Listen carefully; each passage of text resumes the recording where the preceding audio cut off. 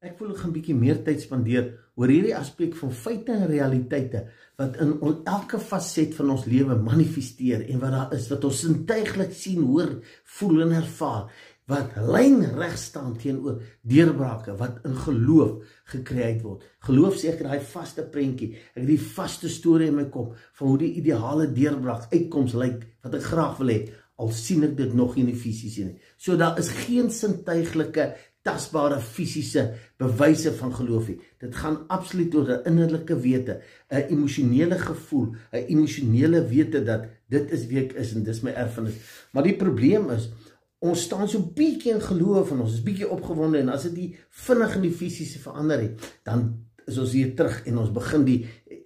feite en die realiteite te praat en ons kyk die nuus en ons kyk na ons liggaam en ons kyk na ons bankbalans, na ons verhoudings en ons sê, maar dit is nie daar nie en ek het alles gedoen wat ek kon, maar niks werk nie.